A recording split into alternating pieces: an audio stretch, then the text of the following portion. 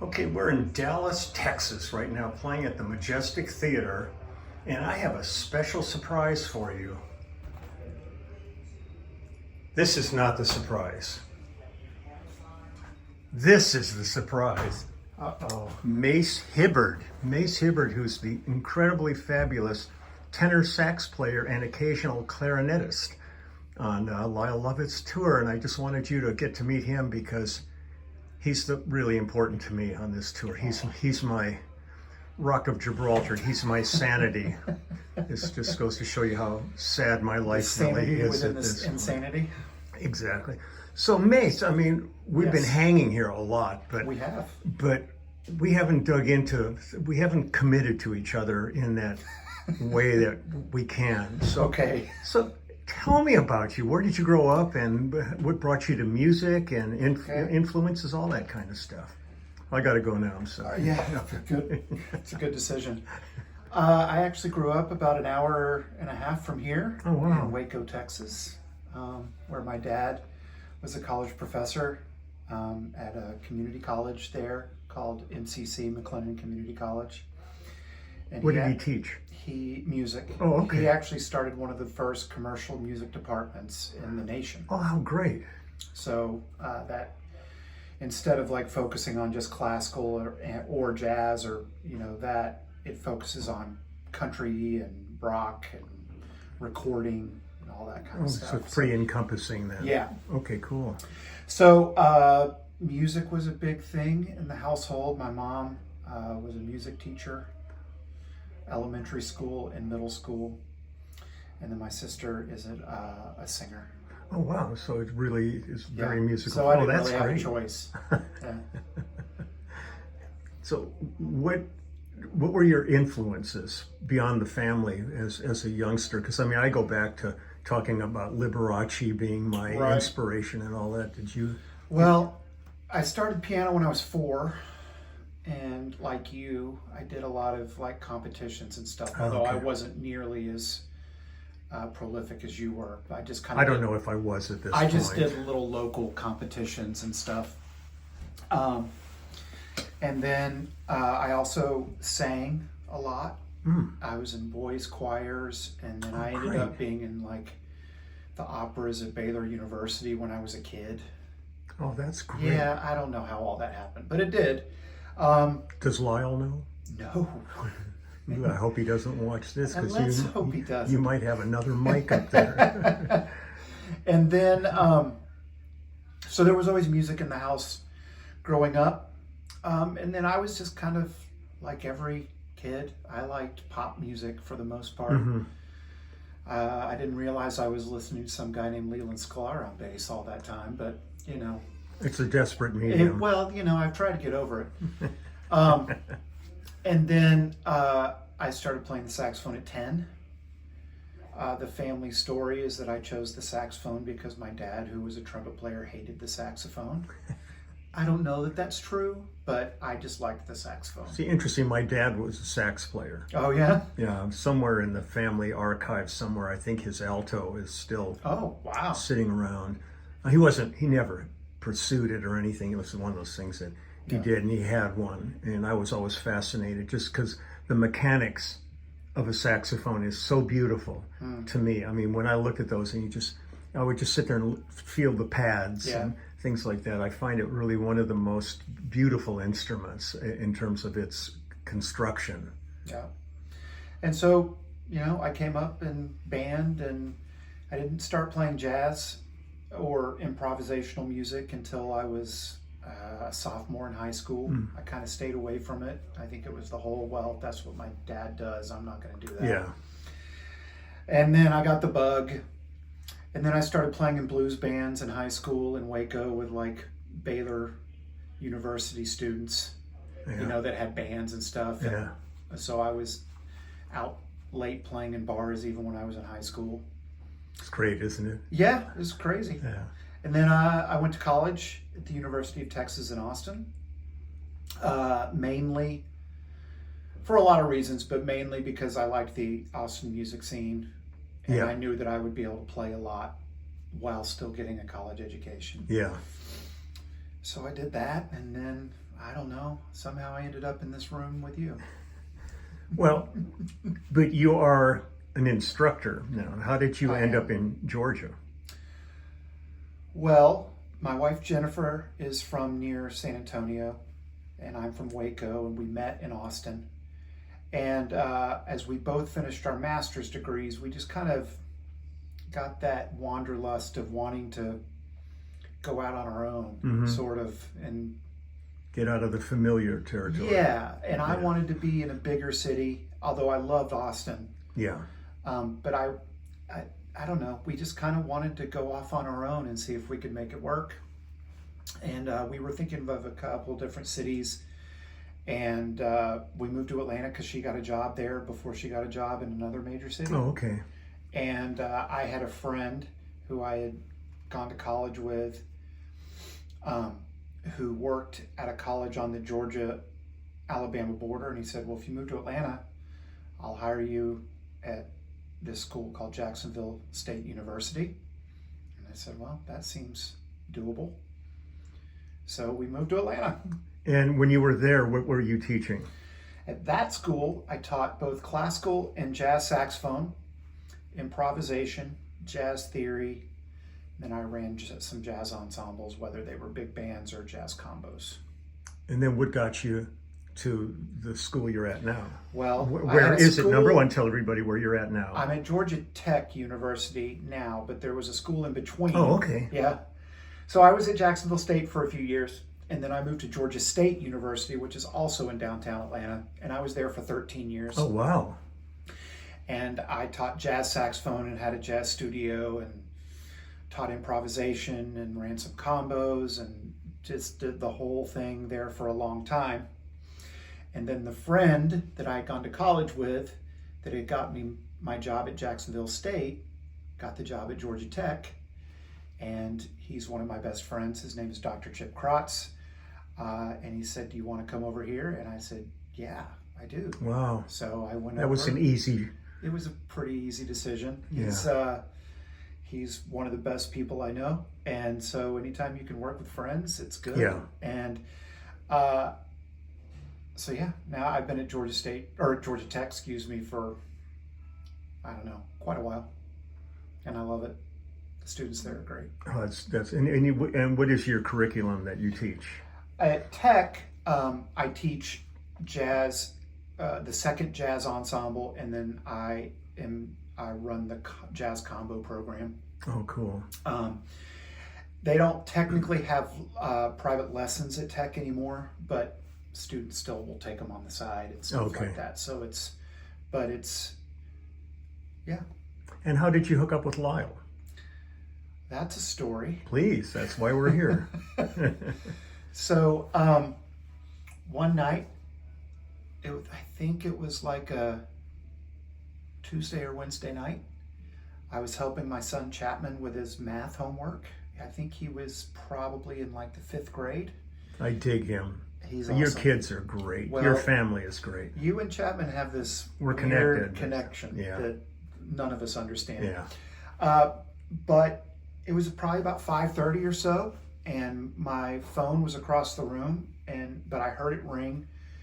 So by the time I got over there, there was a message from a guy named Charles Rose, and he said, hey, I'm with Lyle Lovett, and our saxophone player is ill, and we need a saxophone player for tonight at Symphony Hall. Can you be at Symphony Hall in an hour?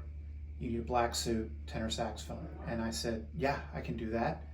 Although I actually had to leave my son at home by himself because Jennifer wasn't home from work. She was on her way home from work. Okay.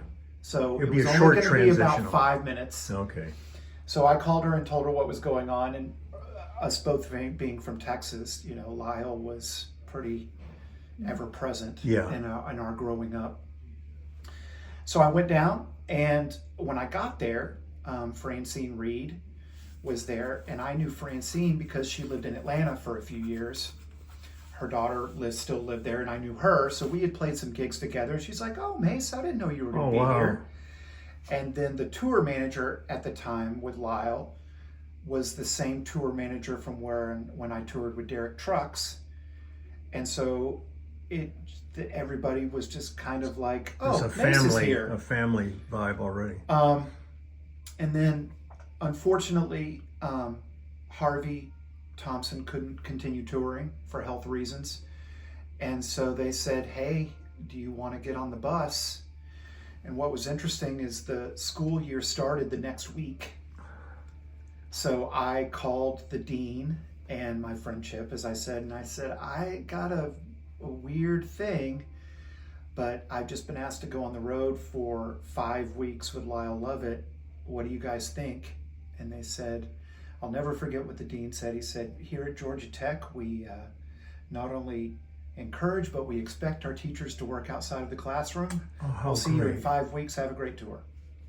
That's and that unusual. does not happen. That is unusual. They're usually so possessive and jealous. Yes. And that was actually kind of right at the time that I was transitioning from Georgia State to Georgia Tech.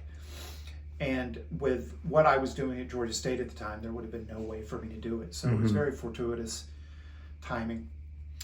And then you showed up. So when were you with Derek? I love Derek. Oh, boy. Derek and Susan they are incredible, unbelievable. They're better people than they are musicians, and they're that's in saying something. And they're in my book.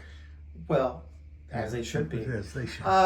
You would be in there too if we had met. I'm earlier. trying to think of the first year I played with Derek. The way it started was, I got a call for New Year's Eve one year, and they said this band, the Derek Trucks Band, is playing at Variety Playhouse in Atlanta, and they want to try a horn section. And I said, yeah, sure. And so at that point, it was just the Derek Trucks Band. Susan would sit in with us, but it wasn't the package they are now. The group. Yeah. And so we did that off and on. Like we would just play New Year's Eve for a couple of years. And then one year they asked us to play Bonnaroo with them. And when we were sitting on the bus, Derek was like, hey, we just finished this new record, but I think I want horn lines on some of these tunes. But the record's due like next week. And he's like, what can we do? And I said, well, I'll write horn lines and write horn parts. And so the horn section went into a studio in Atlanta. Derek wasn't even there, and we recorded. Trusted you to just do it. Well, they sent them to him each night after we were done, and that ended up being the album Already Free. How cool! And then he had us on a live record, and then he and Susan decided to start touring together. And the first year they did it under a band called Soul Stew, and I did that tour. And then when they decided to make the band official to Tedeschi Trucks Band, they hired different people. Oh, that's cool. Yeah, and Derek and I like to think really hit it off because we're about the same age and we're really into baseball. So we just talk baseball a whole bunch and hung out. They're so remarkable. And they're so down to earth. Yeah. And just great people. That's cool. Yeah, I can't say enough about them. So how long have you been with Lyle now? 6 years. Oh, cool. Yeah, I started in 2018. Yeah, because when I came back, you and a lot of people were kind of new to me. Yeah. On the thing. But, when I first started, Victor was playing. And then you came. No, I love it. This is really great. So. And we're going to have fun tonight. We're here at the Majestic Theater, and then we're off to someplace else after. Longview, Texas. Is that where we're going? Yeah. I don't know anything. All these places that I went when I was a child at some point. That is really cool. Yeah, it's always fun for me to be back in Texas because I don't have family here anymore. Oh, okay. So there's no reason for me necessarily to come back. I mean, Jennifer's family is still in San Antonio, so we come back for that. But I don't have a reason to go to Waco unless you're working, friends, or I'm working. Yeah. Yeah. So it's nice to get back to Texas. I'm the same with Milwaukee. I mean, we left when I was 4 years old, but I had relatives for a lot of years, and they've all passed away over the years. And I never kept up with everything, so I don't really know who might still be there. But when I go there, my main thing is just to get together with Daryl Sturmer. You're right. Because Daryl lives there. Well, I was in Texas until I was 22 or 20. No, 26. So your roots are far deeper. Oh, yeah. And then my parents, when I was probably 24, 25, they moved to the Chicago area to be close to my sister and her family. And so then that was kind of it. It starts to scatter, kind of like leaves blowing in the wind. Yeah. You know, it's like you end up in different. My parents lived in Mexico, and I'm in LA. My sister lived in Montana. You know, so it's like getting together was always kind of an effort because nobody was like a 20-minute ride. You know, and now it's just my sister and I. So and she's still near Chicago. So whenever we're in that area, it's nice. Oh, that's cool. Get up there. Well, one of the nice things has been they've relocated me on stage. Yes. And instead of gazing through Russ Kunkel to see you, I'm right next to you now. We have our moments. We have our moments, and we have our little... I would have been screwed last night if you hadn't tapped me on the shoulder and showed me my set list laying on the floor. It fell on the first tune. I thought you had noticed, but... No, I'm in the zone at that point. Oh, yeah, well, that's true. I mean, I kind of... You knew it was not where it was supposed to be. I knew it wasn't there at all. But I was thinking it had gone off the back of the stage. You know? We do have our moments, and I love it. We have some fun. Oh, it's great. Did you go get ice cream again? I did not. I was good so far today. Yeah, because the women said they were going to have ice cream tonight. Uh-oh. That's why I was thinking we could have walked down to the place because it's not that far from here. No, it was close from here. Yeah, but... No, I thought about texting you about ice cream, and then We still have time. We always have time. We have time. What else do you want to know from me? How else can I bore the fans of Leland Sklar? Yeah, you are not boring. Yeah, no, you're just great. The thing is, every time as you know, I'm kind of the quiet, introverted one. I mean, there's other sax players that are desperate for attention, and they never stop goddamn playing. So it doesn't seem to help the playing at all. You don't practice at all, and you come in and you tear the house down. Well, I do practice. I just try not to practice near people. I mean, like the show. Sure. Well, I love you, Mace. It is so much fun being out here with you, and I'm glad to share you with the fans. Well, I hope it was somewhat enjoyable. It is. It is. Let's not even doubt it. Well, I'm going to doubt it. Okay. Well, if I turned this camera around and did me, you would hear a lot of snoring and crickets from the other end. So I think you're a lifesaver. So I'm going to say let's go down and get some catering pretty soon, and another show and a bus ride. All right.